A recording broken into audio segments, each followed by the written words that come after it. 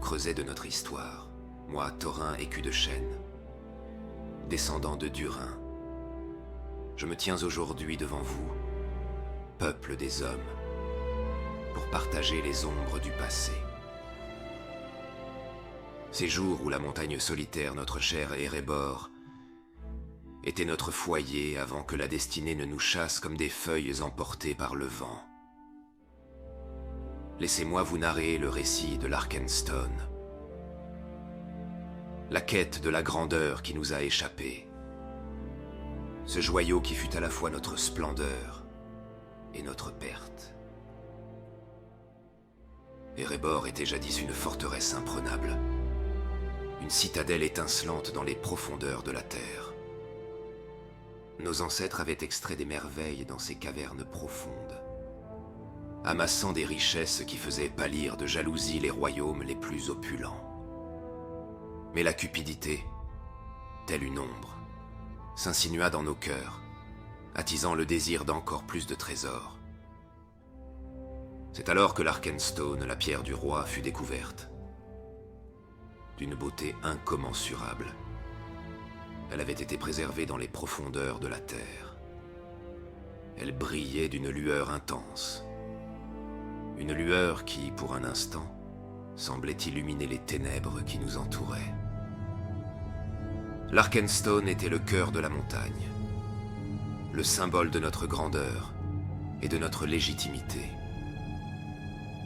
Mon père Trahin, roi sous la montagne, était comme hypnotisé par son éclat éblouissant. Et cette fascination s'est muée en une obsession dévorante. Vous, les hommes, étiez traités avec mépris par mon père. Seules les richesses d'Erebor semblaient avoir de l'importance pour lui. Il ne voyait pas les cœurs des petites gens qui battaient faiblement sous le poids de sa cupidité. Les hommes étaient redevenus les ombres de notre prospérité. Et le trésor que nous amassions devenait le symbole d'une richesse qui nous isolait, au lieu de nous unir. Je porte le nom d'écu de chêne, non seulement pour la robustesse d'une armure forgée dans les feux de l'adversité, mais aussi par la sagesse gravée dans le bois, qui fut mon bouclier.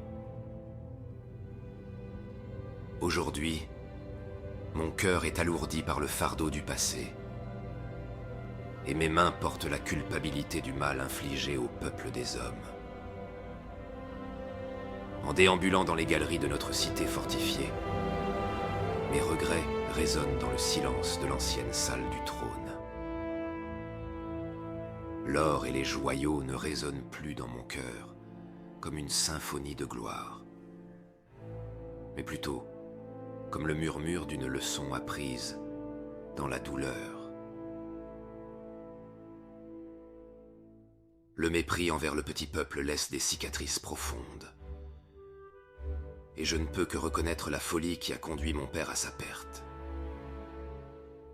L'Arkenstone, éclatant symbole de richesse, était devenu un miroir déformant de l'avidité qui corrompt même les cœurs les plus nobles.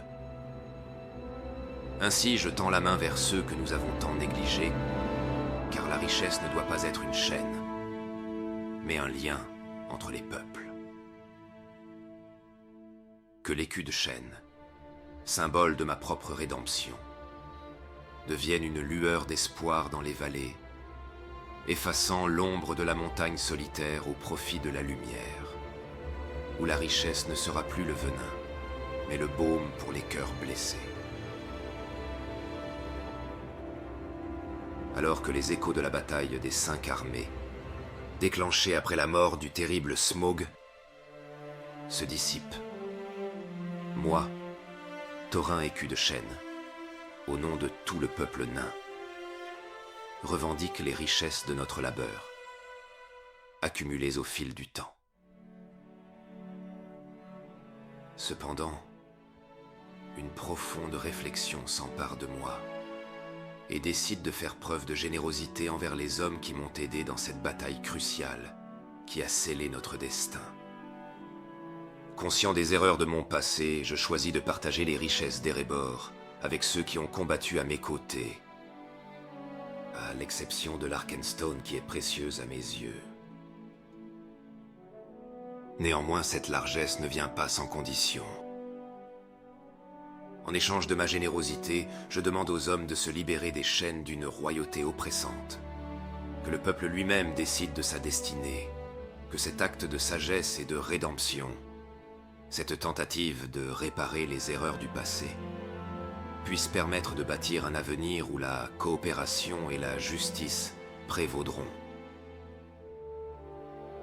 Ainsi, je me retire humblement, laissant derrière moi la promesse d'une ère où le peuple des hommes guide sa propre destinée, où la montagne solitaire brille non seulement de ses joyaux étincelants, mais aussi de l'éclat d'une communauté unie.